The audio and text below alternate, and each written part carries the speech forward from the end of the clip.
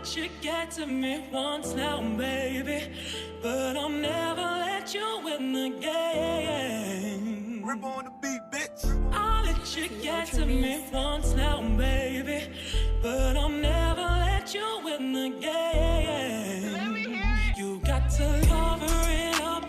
You like to play your own game. Got to cover it up. Don't let them know what you're thinking. I bet you never tell them how it feels. I bet you never even try to be real. I went straight into it, no guards, handing over. So, welcome to Trappin Ain't Dead, another day, another dollar. Peak game. It's your boy Munch. I'm here with my co-host. Hey, Janéy. Munch. What's good? Everything's good. Everything's I good? could say that. I could finally really mean that on the mic. So you just happy. You just happy with life right now. I'm happy with life. Things are going good, so I'm happy about that. What about you? How you doing? I'm progressing. I'm alive. I can't complain. Anything else would be uncivilized. So, you know. You're crazy. I'm really excited about our guest. I think we should just jump right in. She needs no introduction, but we can still give her one. That's my best friend. That's my best friend. Miss, I don't know if I say this, I'll give it away. Miss Modern Day Fannie Lou. Hey, yeah. Valencia Gunder is joining us today, guys. Friend. Hi. Thank y'all for having me. Thank you for joining us. Thank y'all for having me again. Yes, Hey. we always love talking to you, as always. Last time I was on the show, y'all came to me because I was exhausted after the hurricane. Mm-hmm. Yep. And the show title was Hurricane Irma Was a Bitch. I remember that Yeah. show. Yeah. Irma was a Bad bitch. bitch. Irma was a bad bitch. That's what it was. And yeah. I couldn't curse because, you know, if you put curse words in the damn title, it's I gonna be in the know. code, and Apple gonna take us down again. So yeah, Oh, interesting. I didn't Yeah. know that. yeah, it was some I know bullshit. Facebook does it too. Yeah, Facebook do it to an extent, but they ain't like, yeah. But Apple Irma was on a bad bitch, though. Irma was a bad one. She sucked the nigga dry. Literally. Remember that shit? Literally, like an island nigga, too. Sucked You them know what I'm dry saying? and made it rain on our ass. She was a bad bitch. But Sucked the so whole beast dry. we were talking a little bit before he started recording, and I know you got a lot of great things going on with your foundation. And so you told me about a name change. So I called it Make the Homeless Smile. What's the new name, and why did you come up with the new name?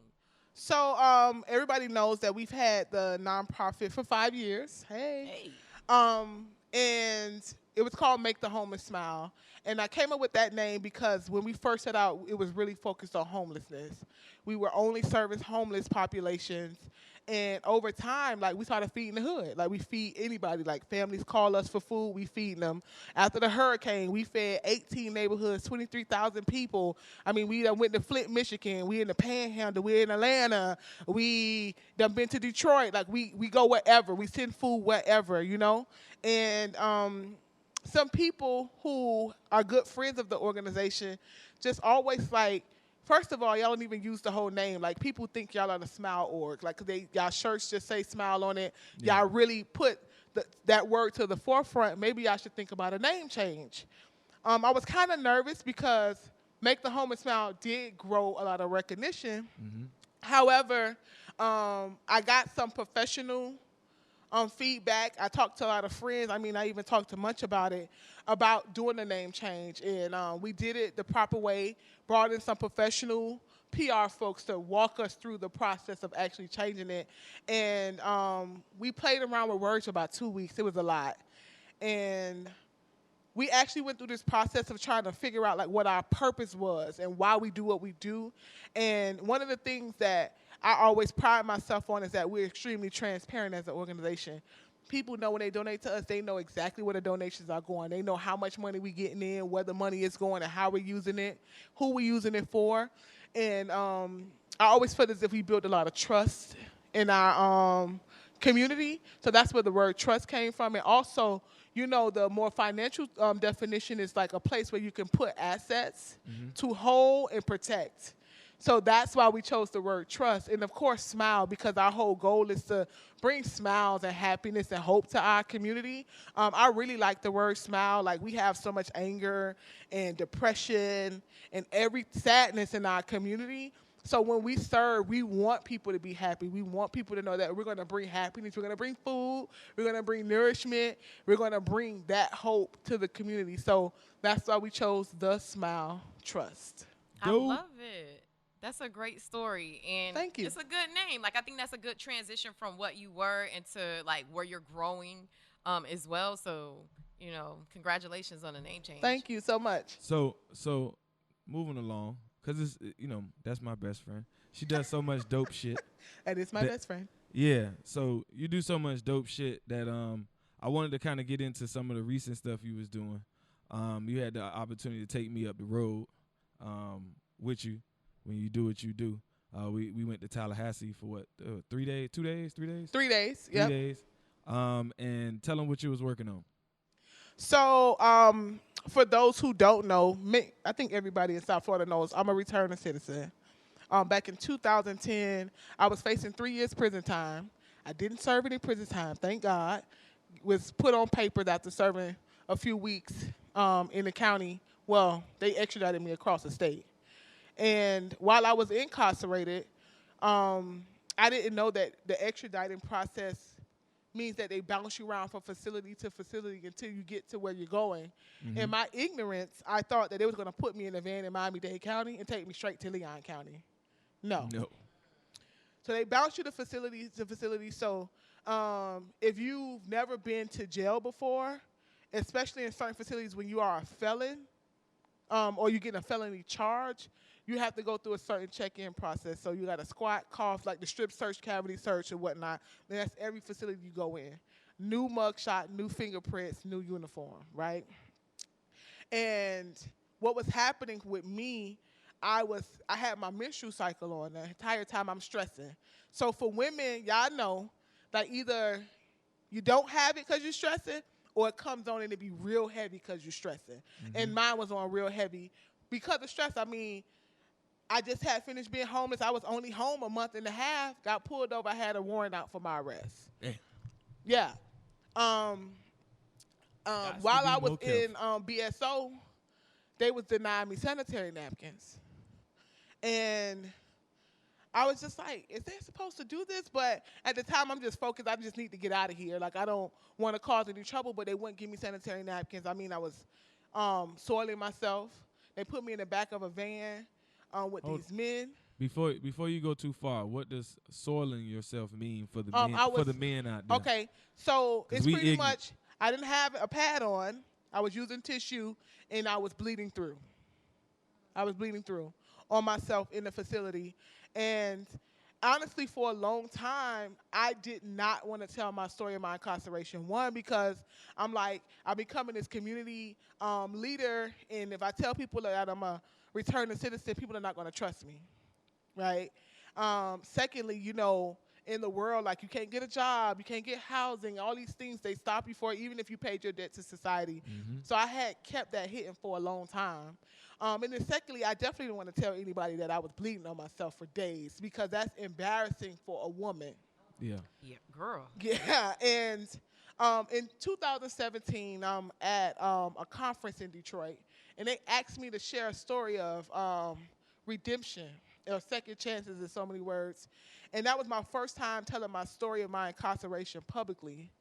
And I told a story about how they refused to give me sanitary napkins in the facility. Now, mind you, this room of people are people who work on criminal justice reform around the country. So some of these people in the room have been to prison before. It was women in there who fought their own cases to get off of death row. Like, it's those type of people who have changed policy and shut down prisons around America, sitting all in this room. And I see all of these women, they starting to tear up. And I'm like, well, what's going on? Because even though I still think my experience with incarceration was harsh, I still make sure I check my privilege, because I know people who serve 10, 15, 25 years, you know. So, like, I don't try to take up too much space. But these women approached me, and they first checked me. They was like, incarceration is incarceration. So don't let nobody belittle your experience. And then secondly, all of the women were like, we know exactly what you're saying. And then I stopped, and I was like, wait, I thought that was just happened to me. But now, after these few years, I found out that thousands of women around the country have faced this same exact thing. And then it was hundreds of women who was fighting it in different states. So I found out about the Dignity for Incarcerated Women Act.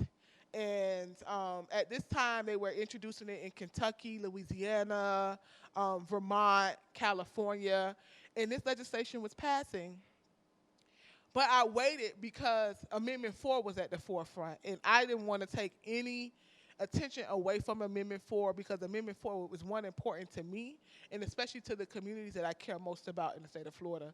And I wanted to support the FRRC, so I put all my stuff to the side and I made sure I was on the forefront for Amendment 4, knocking doors in the hot sun, whatever I had to do to get it passed because we needed it.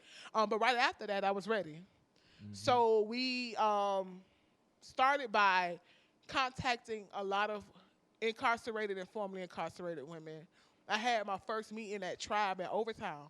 I had 75 formerly incarcerated women show up, and 75 women all understood and knew exactly what I was talking about. Why can't women get sanitary napkins in jail? Right. The fuck? So that's what the question we asked. So like I can't control that. That's like me not being able to breathe. Like I don't know who these people were in our state legislature who thought it was a good idea that we could put a quantitative number on how many sanitary napkins a woman could get or how much it should be charged and all of this good stuff. And honestly, certain facilities was giving it, some facilities weren't, right? But my thing was if it's happening at one facility, it's happening at too many facilities. But we found out it was happening across the state. Like, I met women who were in Lowell prison. Miss Marissa Alexander actually came to Tallahassee with me one time to speak. Marissa Alexander, her case came up right after the Trayvon Martin murder happened. That was the one with the the stand your ground. The stand your ground. Yeah, she actually came out and she told a story too. Like, these women, we met women who have served time just as recent as 3 months before we started going to Tallahassee to women 30 years ago. Wow. Everybody saying the same thing, like, yeah, this happened to me. We found out women are being raped in facilities. Women are being, punished because they don't want to give sexual favors. And to whom? To guards. COs, We found out that women were being denied soap, tissue, deodorant, lotion, basic needs. Like, we're not asking for privilege. We're asking for basic necessities. So, y'all know we had a new governor, and I was actually nervous at the fact that this new governor is not the most progressive guy. Yeah. But I did have some hope because at the beginning of the year, Donald Trump had signed the First Step Act. And in the First Step Act on the federal level, the Dignity for Incarcerated Women Act was in the package. So I was like, okay, we may do something because he may follow Donald Trump's lead on this. So we started organizing women on the ground first, right? Before you go to me, before you try to step to legislators, you should talk to community first. Agreed. My experience in the facility doesn't mean that that's everybody's experience. So I had to go talk to people. I went up to Jacksonville, had a meeting, talked to women in Miami. I was talking to women in Orlando, in Volusia County. And I was sending legislators into the facilities. So Senator Pizzo went into like 3 or 4 facilities. Rep Jones, Chevron Jones was going to facilities. Tracy Davis out of Broward was hitting facilities. I mean, everybody. And when we put the legislation in, after we workshopped it with the ladies, we started getting a lot of support. And what was so surprising was it wasn't just Democrats. Republicans were signing on. They were looking, and Munch was there. These politicians was like, wait, this is actually happening? Yeah. Crazy. Nobody knows that it's it was crazy. One, it was crazy to see that so many politicians don't know, And I found it. That's my whole thing is like my approach to politicians is a lot of times they don't know about stuff because they stuck in that office and they relying on us to basically to tell them what's going on, which at the same time they should be proactive in going out. But they some of these state legislators have a big a lot to cover, a lot of ground to cover. And so with that being said, I wanted to ask, like, what was your thoughts about the situation that happened in Broward County with the woman who had to basically give birth in jail? So it's a few things. One, let me explain to you what is there any action being taken? Yeah. So the actual legislation was two parts. One was to give all women incarcerated women and girls, in any state, federal, or county facility, free and unlimited access to personal hygiene products, including tampons, pads, tissue, toothpaste, toothbrush, no-lye soap, and moisturizing lotion, right? Which sounds so standard. Right, but it wasn't. And the second part was to stop male officers from conducting strip searches and cavity searches on women, and also monitoring women in the state of undress, so in showers or the bathroom space and different places where they have to be undressed, to try to stop some of the sexual harassment and assault that was happening in the facilities. When we workshopped the bill, because the proper thing, too, is also to look up to see if some legislation already exists. What does that mean when you say workshop the bill? Well, a lot of people don't do this, but we had an idea of what we wanted in the legislation, but what we did was we created all of these different community meetings with formerly incarcerated women, and we asked them how they felt about the legislation, asked them for their experiences, and they helped us actually mold the bill to be something that the community would be happy about, right? Yeah. It wasn't just something me and three people sat in a room and came up with. We literally took it, and there was a lot of back and forth. It wasn't not bad back and forth. It was a good conversation, and we took some pieces out and we added some pieces. And now, honestly, I got the call about Miss Tammy Jackson right when I was heading up to Tallahassee the last time for Dignity. Mm-hmm. And the news called me for a statement, and I'm like, what? I didn't even know what happened till the news called me about it, because they were doing an investigation on it, and they knew that we were doing work around women in facilities. Mind you, I guess from last week, A1 was snapping on Facebook. Yeah, because that's his good friend. That's his good friend, yeah. They known each other for a long time, and I understand. And I was heading up to Tallahassee because we was going to our final vote for Dignity, and I almost got upset with myself because in the state of Florida, they banned shackling pregnant women while incarcerated. I think back in 2012. So I'm like, maybe it's a whole bunch of legislation around pregnant women in facilities. So I didn't add anything in my legislation to protect pregnant women. Mm. And when that happened, I got really mad at myself because I'm like, damn, V, this should have been a part of your legislation. But it also pushed me to make sure that, one, the legislators did not botch my legislation, because everything that we had in there, the women wanted, and we have to make sure it stays. And secondly, it also opened my eyes to more work that I need to do. Mm. So what's been happening around Miss Tammy, I at first was going to just stand all the way back and not touch it. I know that A1 up in Broward was doing some stuff. He did a community baby shower for Miss Tammy, which was amazing. Starrex blessed the family. So I was just helping behind the scenes financially. Like, A1, what you need, sending him resources. I gave Starrex a large donation too. And I kind of sort of felt as if, okay, V, that's enough. But I had to stop and was like, no, V, it's not. You're changing legislation. You're actually focusing on incarcerated women. You have to do more than that. So I created this statement with the list of demands, and I directed it to the AG, to the sheriff. Who's the AG? I don't know. Attorney General? The Attorney General. Oh, sorry. I don't know the man's name. I had to ask. Yeah, the Attorney General.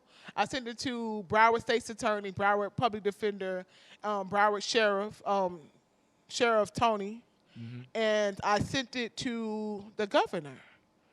And I'm like, this is our list of demands. We want people, one, not just held accountable, not just suspended, but we want people fired and we want people arrested.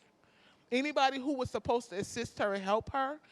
Secondly, we want to end all solitary confinement for pregnant women because they put pregnant women in solitary confinement while they're incarcerated.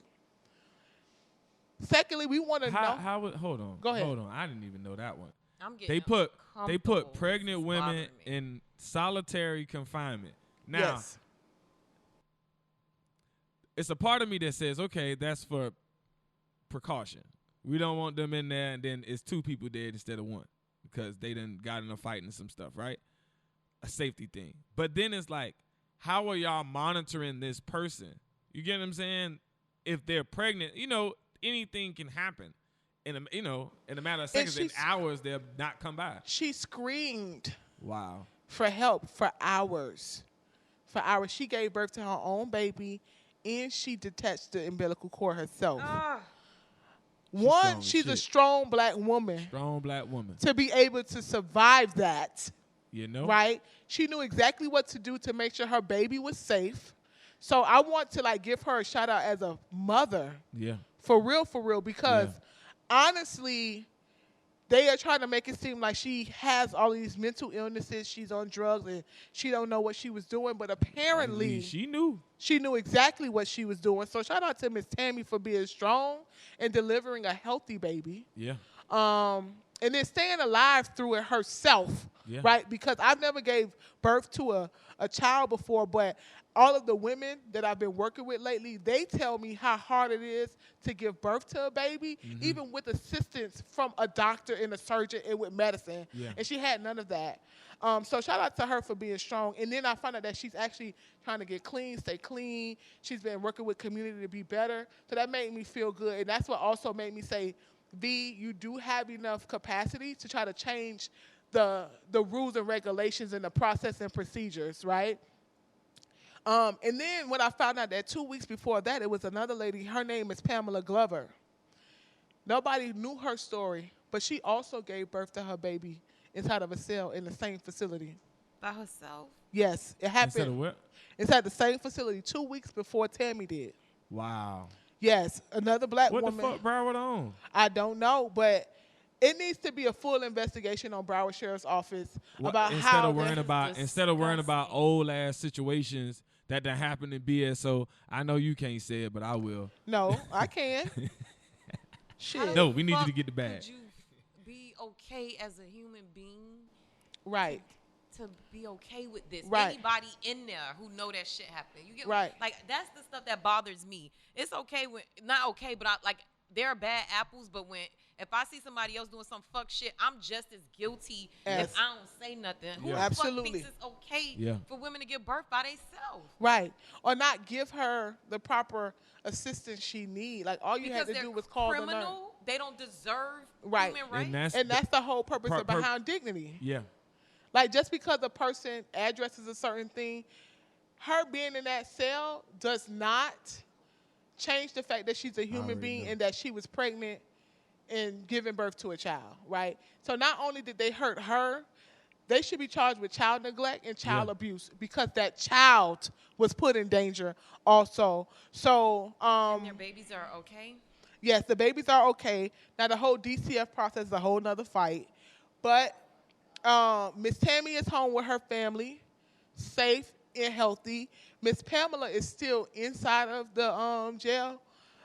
We could talk about these probation. I mean, not probation, but bonds. Her bond is 5 G's. Her family don't have the fuck? money to get her out. $5,000. It's $50K, but It's you know you 50 got to put yeah, the pay 5 the G's 5,000. down. But I'm just saying, and that goes to show about just Right. finance and And- poverty. Right, absolutely. Because Because I'm sure all of us in here Yeah. could get somebody to put up $5,000. right, but she can't. She can't. And, Shit, I know it, but it's No, gonna and I take a get minute. that. I'm gonna have to sit a day. I get that. Yeah. I'm gonna be real. Some of us may get out the same day, but it's some people Gotta sit. they're gonna sit. And you And know, that's and sad. truth be told, it's niggas in there right now for $100, $300. $300 bail, bro. Like, you feel me? Facts. And they can't get out, dog. And I'm not gonna even lie. If I ain't have $100 in my pocket that time I went, literally they took that money and told me I couldn't use it. I told my old girl, put that shit on credit or whatever the fuck you got to do. I got that shit when I get out. Right. Like, you know what I'm saying? And they took like $50 from me, you know. So fuck TGK. Right. They lost all my clothes too. But and then want to cut a check. I had the mentality at first that I was going to try to raise the 5,000. But I was like, V, slow down. Because I'm really good. Y'all know me. I pop up last minute and throw something up on social media and the whole thing. But I had to think about the legal side of it, like who's going to sign her out, this whole thing. And then at the end of the day, I have to learn that it's not just my task by myself to do everything. So that's how come I like just stood to the back and just like help the people who was like taking lead on it. I did write the statement behind it, and I'm going to do some follow-up around the policy and procedure piece because that's my wheelhouse in it. But, yeah, I kind of sort of want to fall back, but I do want to get Miss Pamela out of there. She needs to come home because we are rattling the fence. All of us, we've been making a lot of noise around it, and she is sitting inside of that facility still, and I'm afraid that retaliation is happening toward her. The guards may be mistreating her. And I haven't heard anything, but I'm afraid that is what is happening. Because she came forward with her story? Yeah. Yes. So that was a very sad situation. I was extremely hurt. I was upset about it. I want to thank Laren Livingston for breaking the story, being unapologetic, right, about it, because it's sometimes hard to get these type of stories told. But we want more accountability. Fuck that. Because had a man made his wife do that and locked her in a room and forced her to do that, he would be in prison, going to prison for kidnapping, harming a pregnant woman, probably an attempted murder charge, and child abuse or child neglect on a child. So why isn't the people of the Department of Correction not held to the same standard? It's the same exact thing.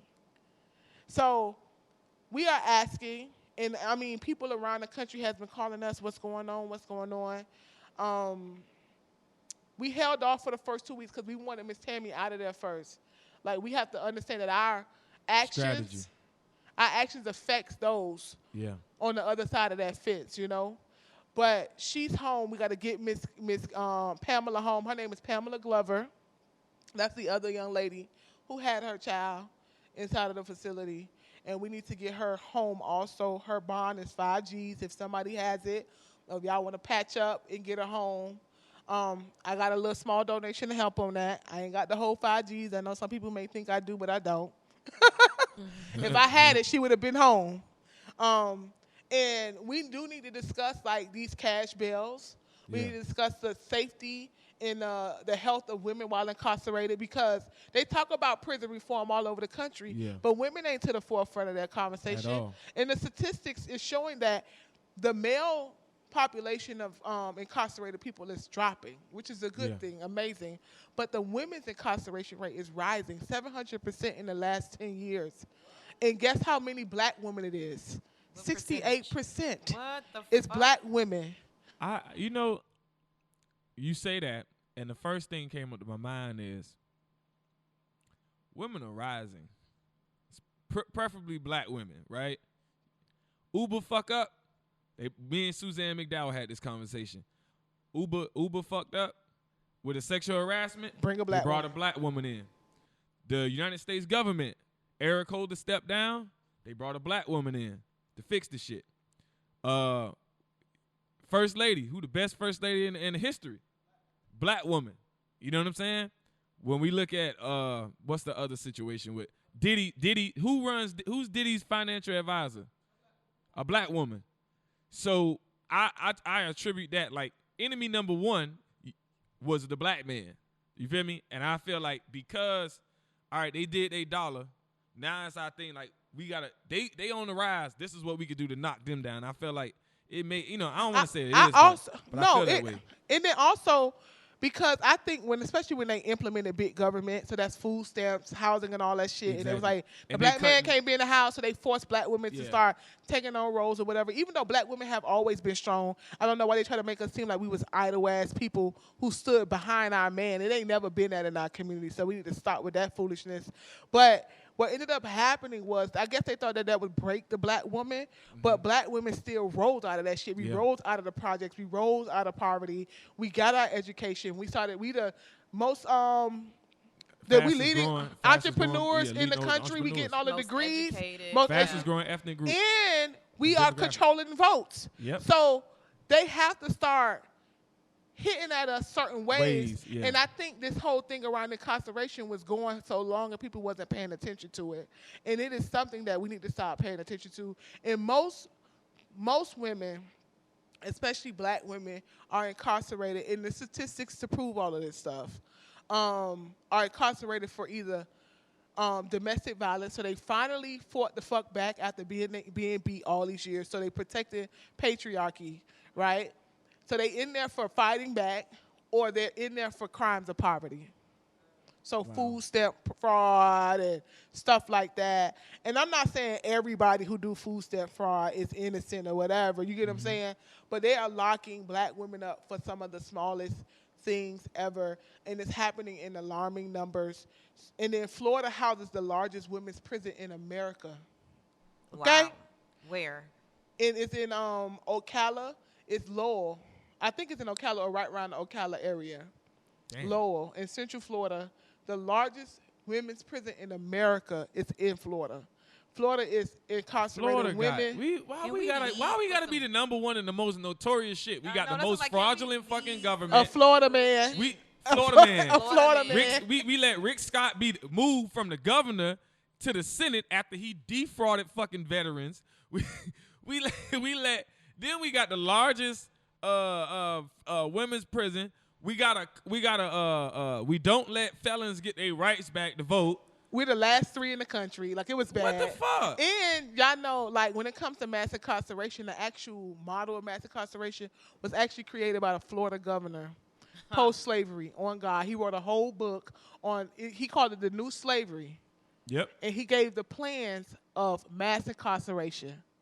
Literally, the first electric chair was built in Tampa, Florida, Let's talk about it. and used in the state of Florida. Like, so when people talk about mass incarceration, Florida should be to the forefront. I just think we don't know the history. Also, when it comes to the war on drugs, people talk about the crack cocaine era. We house the largest cartel in Yep. the world here.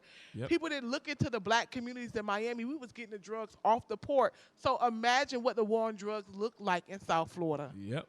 You get what I'm saying? And y'all niggas talk about Harlem and shit in the Yeah, and- 80s. yeah, they. But But you know what it was in Harlem and in California? They had people documenting shit. Yeah. And Florida just didn't. Yeah.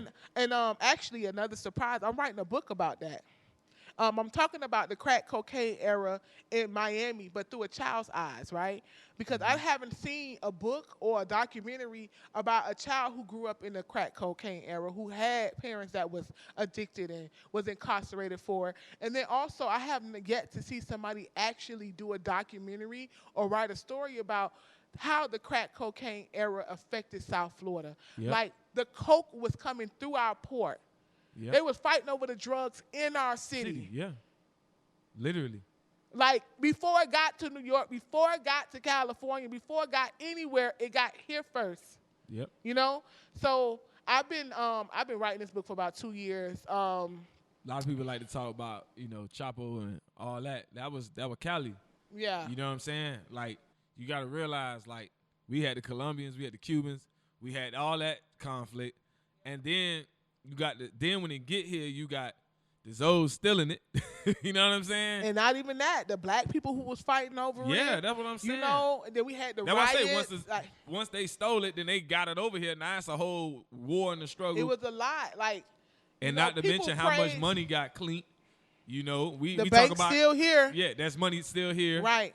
And on infrastructure. Right. And it's still getting clean. They watch their money in Miami. So, like, and then, too, just also to teach the world that Miami is not just the beach, right? It ain't Disney World and South Beach. Right. Like, we do have culture on the other side of the causeway. It's a whole lot of people who live over here that's dealing with shit. Miami is 60% at poverty or under poverty. So we have some of the most wealthiest people in the world here, and we have some of the most poorest people in the world here. And we have to discuss that. Like, I think that's the only way we're going to find the solutions until we realize, like, what the fuck is actually going on. And it's different ways to do it. I don't like to spend too much time on the research because then you get stuck in that and you don't end up doing no fucking work. But we still need to know what's going on and why it's going on. Why they come for our communities, why they coming for black women. I'm still trying to figure out that answer. Like, why are they incarcerating black women? I mean, I can only think of this one quote, like, teach a man something, you teach a man, you teach himself. But if you teach a woman, you can educate the world. And I think that's another thing, right? Yep. They thought taking a black man out of the house would break the black family, and it didn't. So I guess they probably like, oh, let's go after the black woman now. And they can't go after us too publicly, right? Because they know the black man gonna fire up at that point. Like, I think if they ever really want to see black men act a fool, they'll start killing black women in large numbers. But they won't do that. I mean, it's starting to happen now. I mean, when you start, you know, my trap social, you know, I was a little lit.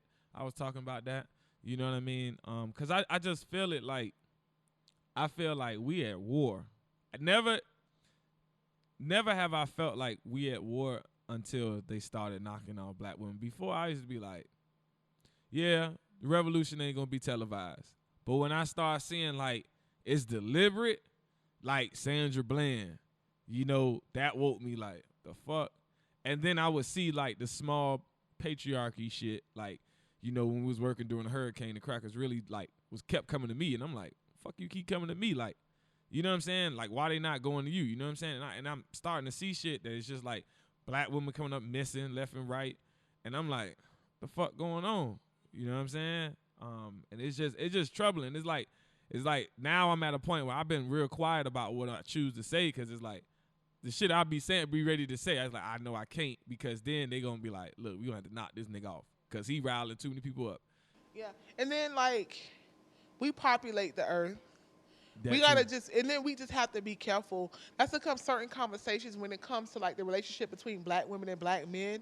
I try not to really get into it too much, because I think we let like this, what I would call a soft society now, get into the middle of what is true between us as a community. Mm-hmm. Like, patriarchy is real as fuck, right? But I don't know why people try to make it seem like black women just been in these households soft as fuck for centuries. Like, who raised y'all? Because my grandma was never on that. None of my aunties either. Now, they did still, you know, uplift their man and let their man be the leader of their household, but they weren't in that house just letting nobody beat on them, and they was fighting the fuck back, or they was snapping the fuck off. Like, that's the black women I knew my whole life, even in my community, always been strong. Like, it never was like women are second. Like, I never felt like that growing up in a black family or in a black community ever, right? So that's the come I don't like to like dwell into the conversation too much, because when I get off social media and I walk into my community, like, I don't get disrespected by black men. I mean, black men sometimes disrespect me, but usually on the internet. In person, I am never disrespected by a black man. I don't feel threatened by black men. I don't feel disrespected by my sisters. You feel what I'm saying? Like, I think we have it sometimes. We not perfect, child, please. But I don't want people to, like, we got to stop giving that type of narrative, like, shit just fucked up between us. It is not. It's not on that level. It is things we all have to fix. Black women need to fix shit. Black men need to fix shit. We need to be better for our children, of course. But I don't like the conversation that we've been having lately, trying to, like, pick this fight. And I also think that's a part of white supremacy, too, picking these little fights, and we nitpicking. Like, we have our own culture. They hate that we have our own culture, and it's our fucking thing, and they don't understand it, but they know they need to destroy it, right? And we allow them to so fucking often, and I do not like that. I totally agree with you, and I think that mass incarceration is the big tool that they use to destroy us. Is there other legislation that you have going like I guess that you're working on in regards to mass incarceration, or how much of the picture do you think like that plays? Because I know I've heard different talks where it's like, okay, the black community needs jobs and economics and education, and they'll say these big topics that we need to address. How important do you think, or how much of a role do you think mass incarceration plays into that overall picture of what we need to fix as a black community? Well, if everybody in jail and in prison, we ain't gonna need none of that in a second, because they're gonna give us the education they think we need. Yep. We're gonna house you and give you this cot and these 3 meals. So that is that. But I do believe mass incarceration is a huge thing, right? It is another form of slavery. Black people are affected by it. It is a huge piece. It's not the only thing we need to work on in our community. Because I work on several topics, several issues that I think affect our community. So I think all of it is equally important. Mass incarceration, education, apartheid, poverty, domestic violence, women's rights, protecting black men, black business, black journalism, black media. Like, I think it's all important. Like, we need it all. We need it all. But how can we do it all? Because you know what, I see the same faces in the same rooms, and what I hear across the country is like that in every city. And it's like, we all can't do 10 things. Like, it's like, and it's like, it's not enough of us who are waking up to help, like, focus. So we could put a picture on it. So do you think we would need to focus on one thing and then go to something else? Or can we not afford to? We can't afford to. It's bad. It's like a mother who is exhausted with 5 children, but she knows she can't just take care of 4 of them and leave 1 of them to the side. You got to take care of all 5 babies. You are right. Those of us who are actively out here trying to assist the black community, and don't get it twisted, I'm not just talking about activism. I'm talking about the black banker, the black investor, the black tech guy, the black hood person who growing fruit in their backyard, the black homeowner. Like, I'm talking about all of us who literally are doing this to make the culture better, right? Yeah. If that's you making T-shirts, if that's you writing poems, if that's you writing books, if that's you speaking at keynotes, you coming up with new strategies, if you making fucking maps and it's helping us, thank you, right? I think where we sometimes fail, and I do this myself too, we get so deep focused in the work trying to make the change that we fail to actually spread awareness and bring more people into the fold. And that's the part of the work. It's exhausting to do that work. So, for example, like the Peace in the Hood, right?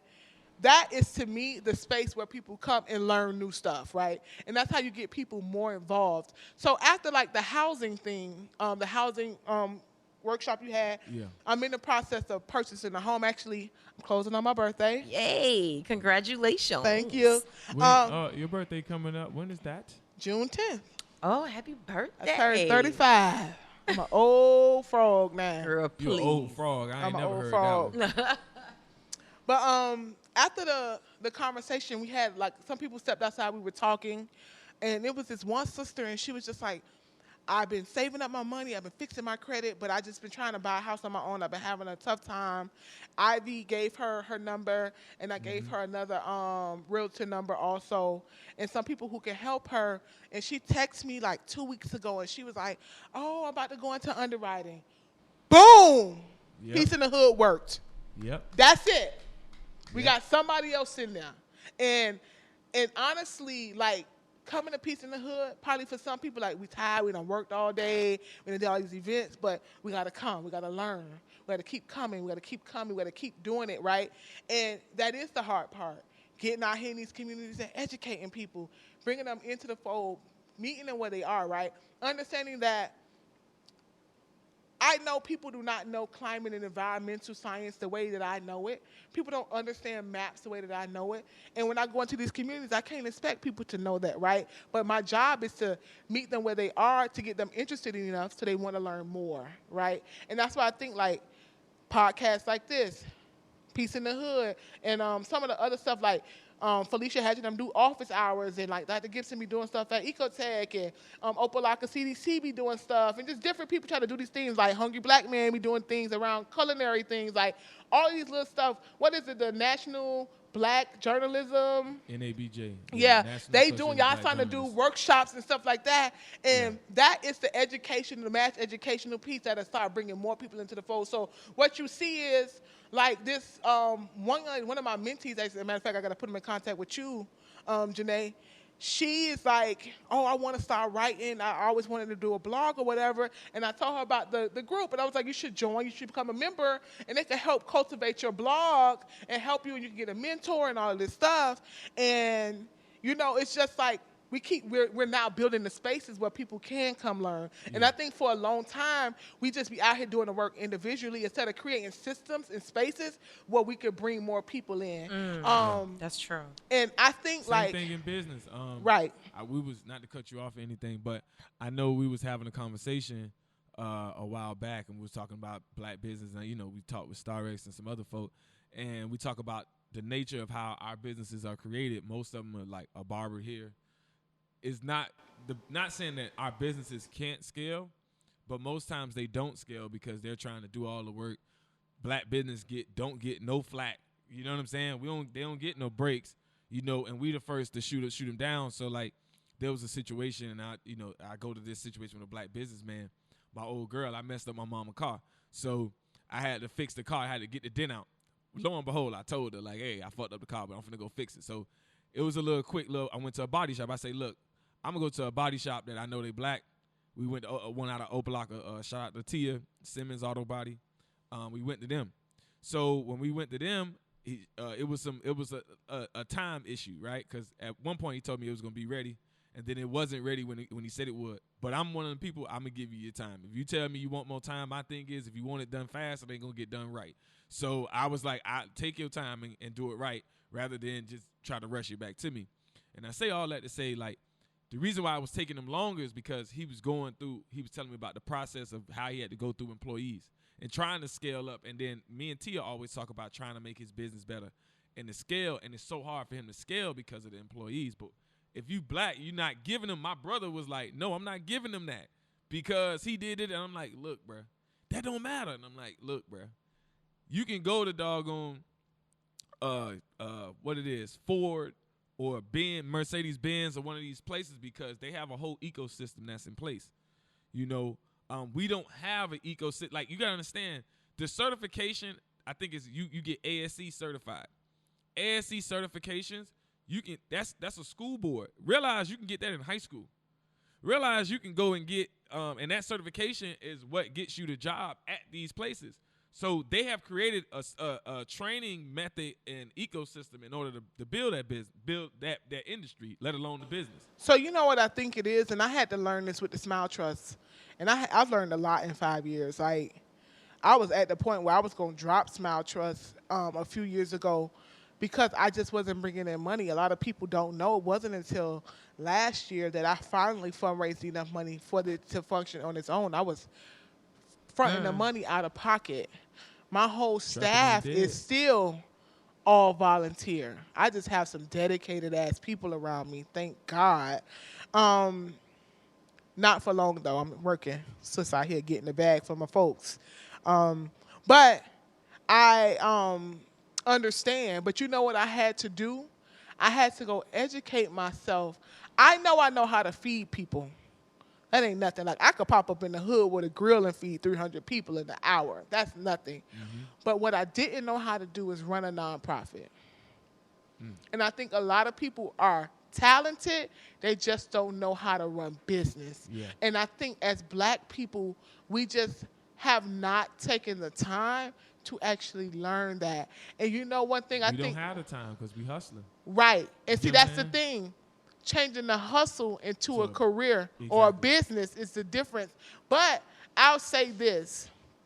We need more business incubators in our community. Mm-hmm. Not to slow you down, but to teach you and help you get resources, right? Because I've been in rooms where people pitch ideas. It's just a vision. They ain't got no pitch deck, no nothing, and people giving them $2 million. Okay? Off of just words. We don't even think that big. And I get it, because you just like, I got to feed my family, I get my bread, whatever. But then, like, for example, Ernisha. But we don't even know somebody would do that. Right. Yeah, exactly. We don't don't even, know. the information, like, we don't know that. But you can know go what? It talk sounds and like get some too money. strenuous of a process, and I gotta be lucky in order to get it. You don't And have it's to not be. really You like got to that. be willing to work hard. So, Dedication. for example, Ernisha Randolph from Shuckin' and Jivin' and Sweet Butter. I love Ernisha. I consider her one of my mentors because I've seen Ernisha grow. Yeah, I But love not her too. just she's slinging plates, Trap but kitchen. Ernisha took the time to learn business. Yeah. She scaled it. All her children are entrepreneurs. Come on. All Her siblings are entrepreneurs. They don't work for nobody. None of them. Right? Not none of Ernisha them. came from humble beginnings too. She was a teenage mother. Yeah. You get what I'm saying? Now, at first, she was just catering, doing food here and there, doing food here and there. But she took a step back. I need to learn how to do business because I want my family to be wealthy. I want to hire employees. I think she probably have like 20 or 30 employees Easy, now. yeah. She not only has a restaurant, now her restaurant has grown. Yep. She still do Sweet Butter. She has stuff in the grocery stores, right? And she catering. She has an industrial kitchen Yep. where she caters, and she's trying to create a kitchen incubator to Incubator. teach other caterers how to do it. And on top of that, she has big catering contracts with the county and the state and stuff like that. So she figured out a way to take her passion. She created a business and she built wealth, not just for herself and her family, but for the rest of the community. So she's been able to hire all these people in her community, in her restaurants, in her community where she grew up at, Yep. right? Yep. So she put money right back into her community. She hiring people out of her community to help them. And guess what? She only got a high school diploma, right? So she didn't need to have all this extra education. She worked hard. She went and got the education that she needed to grow, and she's doing it. And that is admirable. Like, people should be doing exactly what Ernisha did with whatever business you have. And it is hard. Ernisha been out here, 10, 12 years? Like, it ain't happening in a year. They see Felicia Hatcher. That didn't happen in 2 years. She had an icicle. She had a Come on, icicle Munch. popsicle business. Right, and Felicia dropped out of college. Like people, and she Yeah. talks about that. Like it's a struggle, and she's a mother of two. Ernisha got 3 babies. Yeah. You feel what I'm saying? Mind And you- had to raise her siblings. And had to raise her siblings because the passing of Her mom. Yeah. So it's just like those type of things. So it can't happen. You just gotta know that it doesn't happen overnight, right? And even like people look at y'all know Super Scent. Yeah. I love her. Me That's too. my girl. And I'm so proud of her and her husband. But I've been following Super Scent, 6-7 years when she was doing her little blogging on YouTube. Yeah, doing the videos. I Right. found her on Facebook. When she was doing the making story time with Yeah, Super. story time. So people don't know, like, she been out here grinding 8-9 years before she hit that mill overnight. Like, this ain't, like, that didn't happen overnight. She grind for that. She had to take a step back and learn business. How do I mass produce, mass ship? How do I make sure I get warehouse space? How I make sure I don't run out of product? Make sure I'm having product control, quality control, making sure my customers are happy. You know, how do I teach myself better that I'm not responding on social media every time somebody do something I don't like? You know, she had to teach herself that because, you know, she from New Orleans. She used to snap the fuck off on social media. She has learned better, and like to see her grow, and I'm just like, that's how you do it. But it took years. So I think when we think about black business, it don't happen like that. Like even with Trappin Ain't Dead, All Like Mine's, like, y'all been out here a long time. People think this is new. 3 years, It's 2016. not. I was just talking about It's not. Y'all. that. It took y'all all this time. Y'all had to get all this equipment, do all this stuff. Y'all done went through all the different logos and different strategies and stuff like that to grow it to this today. And people see it now. They're like, oh, this is so good or whatever. Like it popped up overnight. No, it did not. Y'all took a lot of loss. Shit, we Lot still of- taking losses. Right. That shit come out of my pocket. What do you mean? Right. So God bless Munch. when we talk about Trappin' Ain't Dead. that part. So when we talk know? about growing black business, I think a lot of black people are talented. We have amazing talent in our community. We need to learn business. And we need to learn how to build wealth and then how to prioritize, right? When to sacrifice, when to step up, when to step back. and understanding that not all the pieces have to be put in place at the same time. You know, it took years. I have a nonprofit. Yeah, I know. And I still work a full-time job. People don't know that, but I do. And since the episode gonna drop, I'll just announce it on the show. I just got my first property for Make the Home Smile. Well, for Smile Trust. There we go. We got an exclusive. You heard first on Trappin Ain't Dead. Yes, That's right. we love that. Oh my gosh, that's so exciting. It's in Liberty City. I just signed the documents this past week, and That's it's dope. ours. We have this huge opportunity to streamline food into food deserts to help out a lot of people, thousands of people across the county, and we're looking to scale this model. But it took years. I started with 25 sandwiches in Overtown.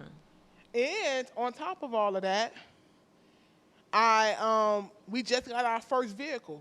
So every month we borrowing people cars and trucks for 5 years to get food different places, and do all these different things. And it took a long time. Like, I was taking courses and learning and doing boot camps and fellowships to learn how to build this thing out, taking grant writing classes and all of these things and learning how to pitch and taking hits and all of this different stuff. I remember one time I'm out here feeding the homeless and I ain't had groceries in my house. We fed 23,000 people after the hurricane. I went home starving. Bank account in the negative. Credit card maxed. You get what I'm saying? Talking about some Munch, man. Where you at? Right. I'm hungry. I'm hungry. After feeding everybody else. And that was the unsmart thing to do, right? Because unless I'm healthy, I can't help nobody else, right? We have to start thinking better. When we build programming, when we do all of this different stuff, our community has so many gaps. We have to do better on how we build things, right? We have to open up businesses that can scale so that we can get employees. And then that means you have to know how to be a good manager. You can't just be spending the company's money on your new car. It don't work like that. You know, look at Lex Pierre. You see where he came from a years back, and look where he is now. Like, he's amazing. I love to see him grow. You know, it's so many people I can name in South Florida that I saw grow over the past few years. I'm just like, yo, Danny Spikes with Beloved Box. Like, come on. Roots, Black House, where we at? Black We're House. in the Black Come House. on, Roots Collective. I remember we used to have our little Fight the Power meetings over there on 54th Street. Down the street from here. Yeah, we around here canvassing the beans by ourselves, all that. People don't know all that. Like, we've been out here in these streets a long time, but it took us a lot of learning. And look now. Look where we are, and we still got growing to do, right? It's still the beginning. But I think that Miami is learning to build systems. We're building systems. We're building programming that's going to help us scale. And even if we don't see it right now, I believe in 10 years, they're going to be like, them was some smart motherfuckers 10 years ago. Yeah. And I truly believe that. And I'm so happy to be a part of the number of people. And yes, it's a lot that we have to do. It's the media. It's the crime, right? Because we got to deal with that. It's the poverty, it's the housing, it's this, it's that. And we got climate change to deal with here. We got all these different things, but I am so proud that people are like owning shit, creating space, talking to people, letting community know what it is we have going on, letting the community help us build solutions and things like that, and empowering people where we can, because that's where it's going to work. Because God forbid something happens to one of us, right? This work has to continue, right? Everybody talk about Nipsey. That's what he was talking about. He wanted to build something that if and when he did leave here, the work continues. That's what he meant. What to me, the marathon meant. No, that's what he meant. Yeah, like you pass the baton. That's why you have to create something that can carry on once you leave. Because Nip not here no more. But his work is still alive. They had to shut the shop down in order to keep it, in order to get the orders out. Right, but that's what I'm saying. And look, now people got jobs, so he's still pouring money and resources into his fucking community, even in his passing, right? And that's what we want. We want to create. We poured into his foundation with the vigil. So, yeah, it's been a lot that Nip has been doing. On to a lighter note. A lighter note. And talking about people, the People Manifest is in another week. Yes, it is. You know, and I know you have some involvement with it as well as Janéy. I'm just the ambassador. You know what I mean? But And yeah, let's honoree. talk about that. Huh? And honoree. I don't know nothing about that. Yes, you do. Cut it out. Oh, what? I ain't what? Nah, probably didn't. We need to check with Yvette. But People Matters Festival. Yes. Yeah, Janéy. People Liberty Matter. City. Janéy, tell them about the People Manifest for those who don't know. People Matter Fest is the brainchild of Papa Keith, veteran radio host, media personality, DJ, whatever you want to call him. But he woke up about as he says, like 4 years ago. about 4 years ago, and decided to invest in the community. And he wanted to do it through hip hop because he's on a hip hop station. So we were talking when I was working at iHeart, and he's like, Janéy, I need to do this, and you got to introduce me to some people. And I was like, at that time, I think I had just connected with you guys earlier that year in 2016 with Life Collective. And I was like, I know who you need to talk to in order to make this happen. And so Papa Keith met V. They hit it off. They were like, it's like, I don't even, like, they always knew each other. And V handles a lot of, pretty much spearheads and manages the grassroots portions of the festival, getting the word out, making sure we're touching the people, and the 24-hour ceasefire, making sure we're doing that the right way and connecting the right way. And so the festival is a day-long event. It's food trucks, it's bounce houses, it's an art installation, it's a father and son basketball tournament, it's football, and of course there is a hip-hop festival, and it all happens in Liberty City. In the city. In a world-class All for festival. $3.99. Nice, free, and for a community that gets overlooked. Like, when the last time somebody had a festival here Never. for us? City. Never. You know, and so Papa Keith thought that was something that he wanted to bring to the community, and his main thing that he cares about is that 24-hour ceasefire. Like, he legit does not want anybody to die from gun violence. So talk about the ceasefire a little bit. So, like Janéy said, she introduced me to PK around election time 2016. He took me to Concavin, one of my favorite restaurants. I remember we that. And like she said, like, it felt like I'd known PK my whole life, like a big brother.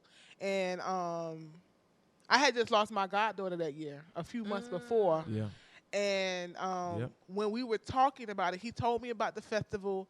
And then I was telling him, because actually that same day, he was at Miami-Dade that day. Yeah. And I did a video about the gun violence that was happening to the youth in Miami. And he was just like, well, what are some of the solutions that we can do? And I didn't have much answers at the time because I was still depressed from Jada.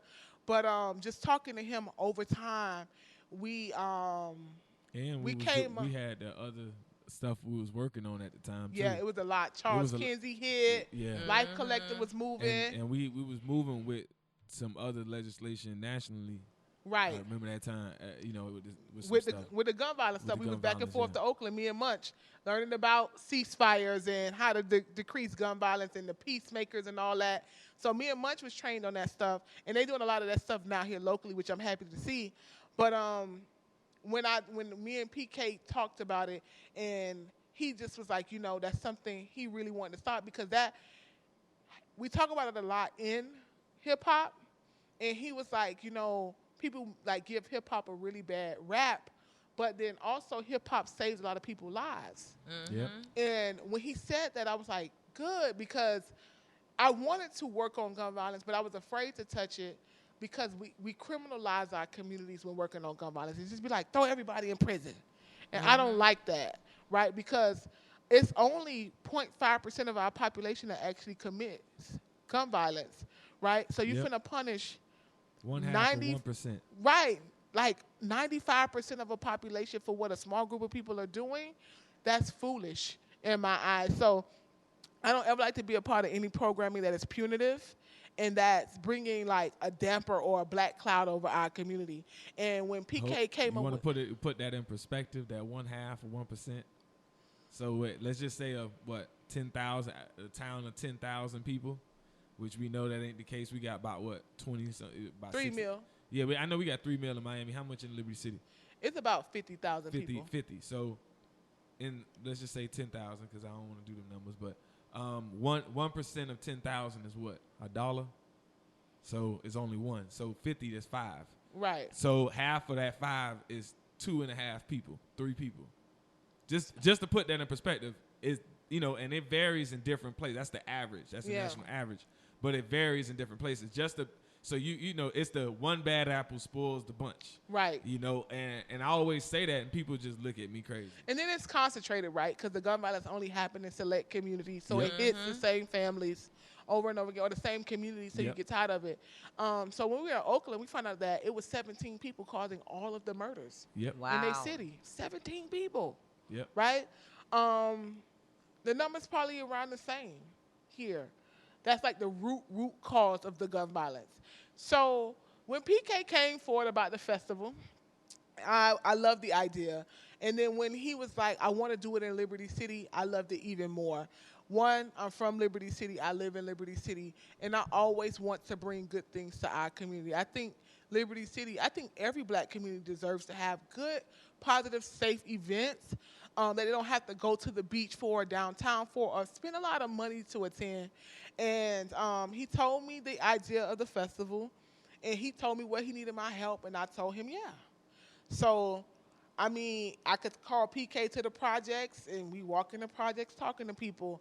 I called PK to different events, church. He was meeting pastors, community leaders, whomever, and he was always there. He was humble enough. He wanted to meet everybody. He wanted to talk to people. He wanted the community to feel and know that this festival is for them.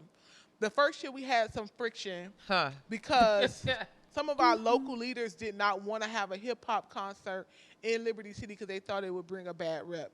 So the first year we were not able to have the performances. But I give a shout out to all the Miami artists that still showed up to the festival to show us some love. Can't say they ain't show the local artists no love. They ain't show love to the whole And team. we do a very good job of making sure local artists are headlining and performing. As a matter of fact, both of the headliners, the big headliners we have are from Miami. Yeah, this year. Both years. Last year, too. Yeah. And all of the other artists are from Miami. Like, we haven't brought anybody from out of town yet. Nope. Yeah. So that's another thing. But the 24-hour ceasefire, we do a lot of grassroots outreach. We talk to people. We don't just talk to random teenagers. We are very intentional and very specific on who we are out there talking to. So we do these pop-ups. We pass out flyers. We go knock on doors. But we know exactly where we're going. Yeah. So we go to the trenches, what they call it. Well, that's what I call it. But we go into spaces where we know that some of the stuff will happen. So, like, for example, the police will call it a red zone. So that's the area where a lot of crime happens. Yep. So 13th Avenue in the Beans is one of those places. Me and PK was walking through that thing at night talking to folks. They love us over there. They was talking with us. He had some of the guys who do hip-hop come on to the show or whatever, giving them an opportunity to get their talents out there. Ferrari Fred, Stacks, all them over there. And then we also did a pop-up barbecue in the middle of the hood. People be wondering, like, y'all be having it in a random place. It's not random. It's very intentional where we having it at because we have these events and we go to somewhere else and want these people to come to us. But we went to them. And this is the third year, but the first 2 years we have been 100% successful with the 24-hour ceasefire. And I am super proud about that because not just because we were able to put the guns down in the middle of the summer, which it gets really hot, not just the heat, but hot in other ways in Miami. Shit gets real. Right. But nigga, we got time. For real. Too much sometimes. But I love the fact that he has taken this tool of hip-hop and created a good, like, to see, like, Trick Daddy having a dance-off on the stage with Sam Sneak. That was Mike Smith last. That was him and Sneak? Yeah. And, like, they was having a dance-off on the stage, and, like, it be so Miami, and then Rick Ross came out, the City Girls, and, like, to hear the kids, like, is Rick Ross really coming to Gwen Cherry for free? Yeah, a lot of people ain't. A lot of people thought they kept calling me like trying to find out like Munch. I know you know. Like And I'm like, a little he's girl. sliding, dog. I'm on the I was on the Metro Rail the other day, and this little girl was like, they claim Trina gonna be at Gwen Cherry for free, and I'm like, she gonna be there. She gonna be there. They was like, but is it completely free? What we gotta do? Show up?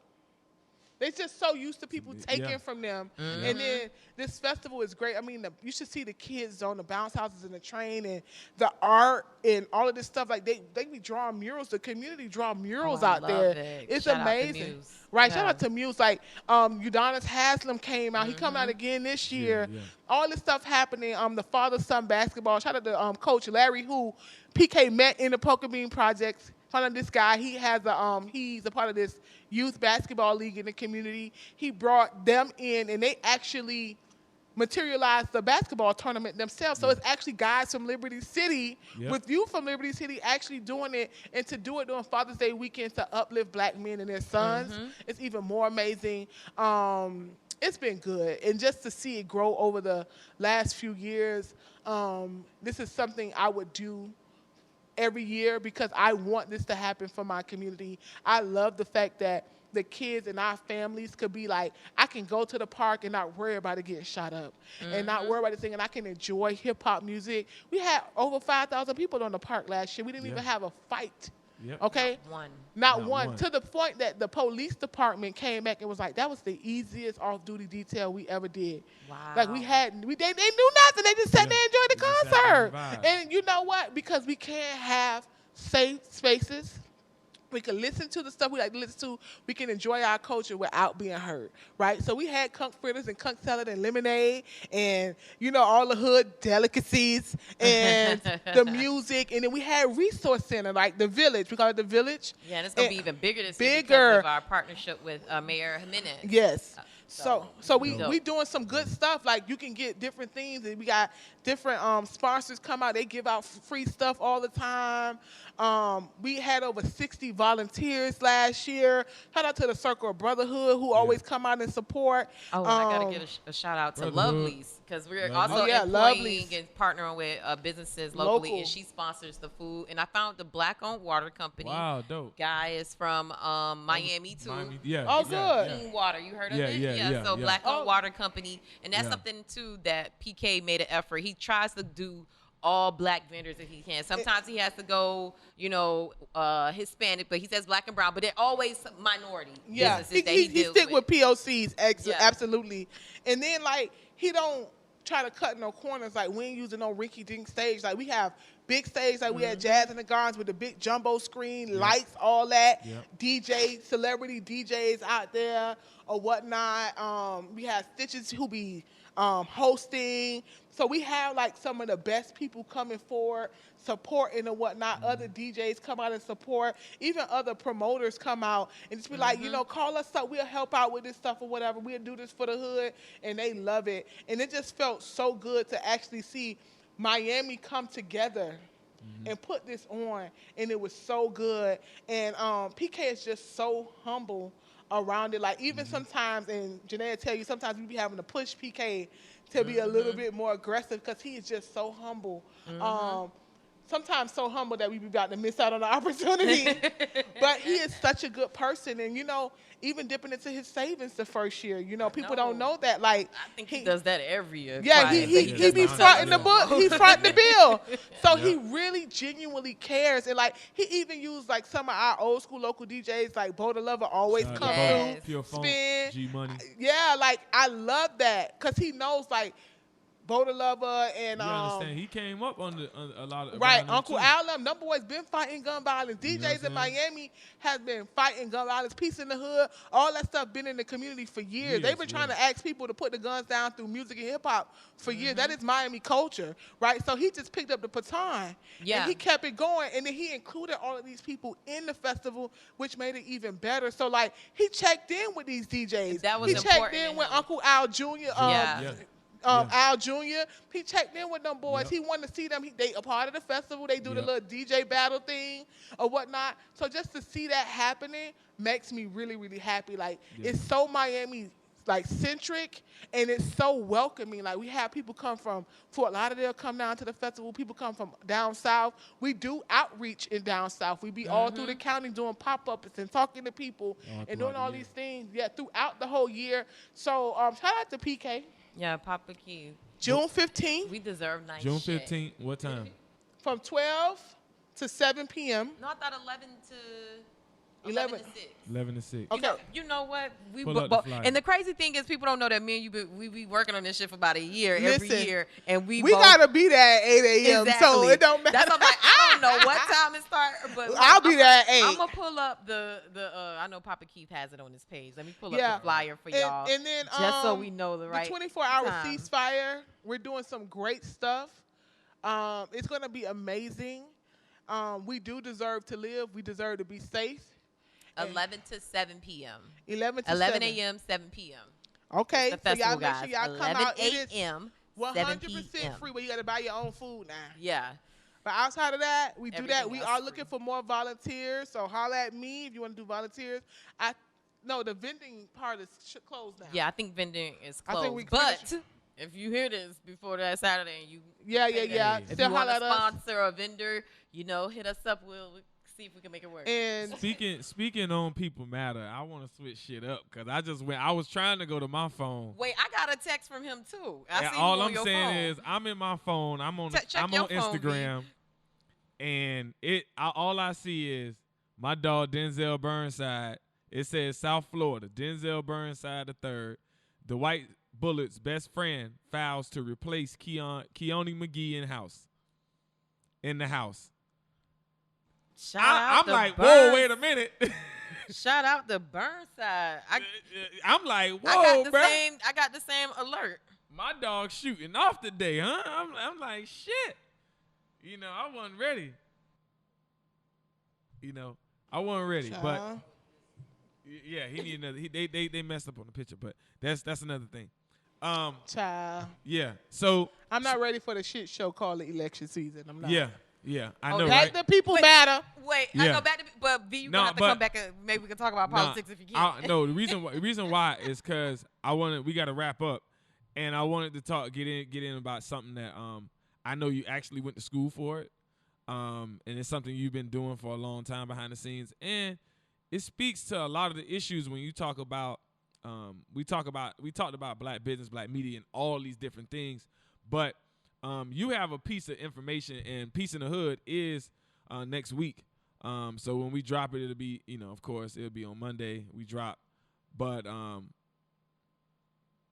climate, Peace in the Hood is Thursday, and climate is one of the things that we'll be talking about on this Thursday. So I wanted you to just give them a brief introduction of what they could look forward to when they come here on Thursday. And at the same token, hurricane season we're in hurricane season right now. So, yes. So, I am what I would call a hood environmentalist. I am not a scientist. I do have a formal education in international agricultural business, so I know about food safety and how climate change affects food and how us not having access to certain things makes us very vulnerable. But I do a lot of work around climate advocacy, and I teach workshops, not just here in Miami, but around the country, about climate change, how it affects underserved communities, and how we can create our own solutions, which we have did a lot around, and how we should be prepared for it. So people look at environmental justice and environmental science as a white people thing, and it's not that. So one, for clarity, it would have not been any environmental justice before our good brothers in Arkansas started to advocate against their government back in the 50s because solid nuclear waste was being dumped by their schools. So it's black people who created the whole fight the power around climate change. It was black people. So don't let nobody fool you thinking like the hippies doing Woodstock. No. Wasn't them. It was black communities. Start everything. Right. Yeah. So, and then too, like What we I do. want black people to know and understand, like climate affects us too. Like black people, the hurricane don't care that you live in the hood. Like we all catching it. So I stepped out a few years ago, and I started just teaching basic, what I would call climate 101. It's the most simple, basic science that I could teach on why the climate is changing, right? How it affects our communities, one, through gentrification, right? You'll get the whole spiel on that. I ain't giving no more tea on that. But Just know you gotta be there to get the presentation. yeah, and She got real facts. And I mean, we did a lot of research on that here. So I traveled the country. Like I done spoke at MIT, Harvard, UCLA, different Ivy Leagues. They called me in. I just did a presentation at about climate gentrification because it is a real thing. Also about how we should be better prepared for hurricanes and how we could respond to our own communities, because we know that the Red Cross is not coming till a week later. We know the government may not come for 2 weeks, but we have to survive and we know how to, right? If we plan and be better prepared. So that's what the workshop is going to be about. I'm so excited. I did my first workshop ever in Liberty City. So to be back here again, I told myself during hurricane season every year, I'm going to be launching my workshops again, always in the community teaching. I do a really good job. I've crammed it into like this 45-minute hour presentation / workshop. It's going to be way more interactive, so it'll be more than an hour. Different from the one I went to at the Circle of Brotherhood? That was different. So what we were doing there was setting up our community hubs to prepare. So we have 18 community hubs around the city. So we stockpile hurricane supplies in the hood, different spots in the hood. So after storms, we know exactly where our stuff is. We pop our stuff out. We respond to our communities ourselves. So that's what you saw us doing. We was doing a mapping exercise to prepare the hubs. So we've been doing a lot of work for years, research, preparing communities, training community, collecting data, building maps. We actually got some new maps around some homesteading stuff, around home ownership that we're going to present at Peace in the Hood. Our sister Keelan going to come through and we're going to drop those maps. I got Nancy Mateer. I call it We the Climate Bays, who will be here to talk about hurricane preparedness in depth. She has some workshops to prepare our community for that. I'll be doing most of the climate and the science education piece and some of the workshop around that. So it's going to be really good. Black people enjoy it. I have a really good way of talking about science and climate change that black people love it. It'll be jokes. It'll be fun. It's not going to be a boring science class. Most people love it. I used to get a lot of good response about it. I'm happy to bring it to Peace in the Hood. I'm happy to bring it to the Roots Black House because it should be spaces like this. We should be talking about it. And I'll be doing one in Opelika soon. I'm partnering with Mayor Oliver Gilbert to do one soon in Miami Gardens. I'm so excited about it. Down in Goose, I'm going to be doing one. Coconut Grove, I did one in Overtown already. They're calling me into La Havana, and I'm going to do one in Alapata. And, of course, Little Haiti. So I try to do climate workshops everywhere, and I'm going to do some up in Broward, too. I'm working with some folks up there because we have to educate our communities. We have to be better prepared. We have resources, but we have to know how to prepare them and how to house them so we could be ready. The storms are going to get worse, right? This is not going to get better until we start doing better. It is a human issue. It was caused by humans, and we have to fix it. So that's what the workshop is going to be about. I'm really, really excited. So I hope everybody comes out and join us at Peace in the Hood this upcoming Thursday at 6:30? 6:30. At the Roots Black House. Right here where we at right now. We going to flip it, and y'all going to be like, ain't this way y'all do Trappin Ain't Dead? Yeah. Yep. So y'all come out. It's supposed to be an in-person meeting. Y'all come out. Y'all going to leave with materials. I'm actually been trying to work with Home Depot to try to get some free hurricane supplies to start passing out. I don't know if I'm going to have it by Thursday, but I'm going to try. But Nancy is trying to get some materials, too, like some solar lights that we was passing out one time and some flashlights and stuff. But we have to start preparing. Hurricanes are coming. Storms are coming. When I go up north, I try to teach people like that polar vortex that happened in Chicago is real as fuck. Yep. So the hotter it gets here, the colder colder it's going to get there. Yep. And so like how we're going to have these rough summers, they're going to have really rough winters that they never experienced before. So we heard- all not- have to prepare. Not to cut you off, but I heard it was 96 like 2 days ago. Damn, already? Yeah. Already. We ain't even in the heat. Like, my birthday is the heat of the summer for me. So, we ain't even there. And it's 96. Now, mind you, I did time. I'm saying I did time. Like, did prison time. But I went to school out there in Arizona, dry heat. And I'm just like, and I always try to compare heat, humidity, that's dry heat and humidity. I always say, like, I did time in Arizona. Can't nothing really bother me. But then you compound that. It's 96 now. Like, With the I'm humidity. not, you know what I'm saying? 96 with humidity. That don't feel good. I You know what I'm believe- saying? You can bear dry heat, but that humidity when it gets sticky is on your clothes. And you can't feel breathe. stank. Like, It's hard for you to breathe too. And Yeah. a lot of us aren't hydrated properly. Right. that And too. we're going to be talking about that too. A lot of You those be different drinking things. Like a gallon.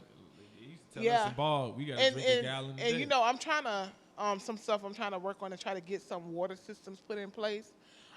They got some in on the beach, like you could just take your water bottle and go to it, and it's filtered water, comes out cool, filtered water free. So I'm trying to see if we could try to get some of that stuff installed in our communities. Cooling stations, like just sitting down, not the bus stop, but places where like maybe some like the misting things can happen and like extra shading. They should be in parks. Right. We need to have them because it is hot. People are passing out. So it's going to be a hot summer. Last summer we had the hottest August ever in history. Ever. All I'm And saying if you is we come getting to Peace in the highs already. Hood, I'm going to teach you why it's getting that hot. So when you leave here, you're going to know why it's getting that hot, what you can do as an individual in the family to help decrease it. Come on now. Right? Teach you how to prepare, because it's not just the heat we need to worry about, it's the health that comes with the heat. Yep. So it's not just the stickiness and just the breathing, but also the disease that heat like that brings. So Zika was one of those things. That's real, super real, okay? A lot of health things happen. Our food safety comes into play. Our water quality comes into play. You know, a lot of the public housing don't have AC units and things like that. So that's some policy we did on the local level to make it mandated that all public housing and low-income housing has to have at least one unit of AC. I want to change policy that FP&L can't cut your lights off through the summer. Like how they do up north in the winter, they can't cut your lights off because you need the heat. So your light bill just could run up, but they can't. I don't know. But They we cut should our shit have off. something like that here in the You summer. could fucking Yeah. Die from the heat. Yeah. dehydration in So the fucking house. Yeah. So we are working on some things, and there's a lot of things that we're working on, and I'm super excited and looking forward to sharing all this information to bring y'all into my world a little bit, outside of what y'all already see me do, but this is like the geeky science side of me that usually most people love, but they don't know all the time, like how I do it or when I do it, but I do a lot of research on it, and I love it. And I'm so happy to share my maps and all this information and like teach everybody just a little bit of something you can do at your house every single day that can help this bigger epidemic. It's just some simple things you can do. You're going to learn it on Thursday at Peace in the Hood. Yes, this sounds Yeet. like so much fun, and I'll definitely be there. And hopefully I'll take some video and cover it for the blog. Yeah, we gonna have. Forbes gonna be here, so whatever you need, just let me Yay. know. Well, V, thank you so much. As always, it's a pleasure to have you here on the podcast. She And broke you the dropped record for so the year. many gems. And it's always a good conversation, always a real, honest conversation. So thank you. How can people find you on social media? So I did good and learned some branding. So I'm Valencia Gunder on all platforms. Okay. You can find me through the hashtag Modern Day Fannie Lou. Starrick gave me that name after the hurricane, so I carry it. And the Smile Trust on all social media platforms. And our website is mthsmile.com. We are doing a fundraiser, so if y'all can help us out. I'm trying to fundraise for a van. And We are this close, so come on, push us over the payday tomorrow. So hook us up, and yeah, and y'all can catch me here on Thursday, and then that Saturday at the People Matter Fest. People Matter Fest. Hey, Munch, this is a great show. Yeah. I loved it. Loved it. How can the people find you? I was just about to be social like, media? how they find you? Because she's trying to beat me there. I know, I was trying to get Because what I was gonna say was shade. You know, they need to, that's gonna be one of our little things. Like, yeah, shade. Yeah. Munch. I said it first though. How can they find you on social media? I ain't learned all that branding shit. Oh gosh. But Machiavelli Munch, you know what I'm saying, and all like Minds Media, you know, follow me. I ain't gonna go through all that tonight. But how about you, Janéy? Oh, see, you forgot. Nah. Anyways, you forgot. I got you. Yeah, I did. For me, it's all about pushing the brand right now, which is Hilo News. That's HYLONEWS. You could go to the website, HiloNewsMiami.com. And you can find us on all platforms, Facebook, Twitter, and Instagram. And also, sign up for our newsletter. You could figure that out on the website as well. Thank you. And we out, bitch. Good Thanks, night. bye.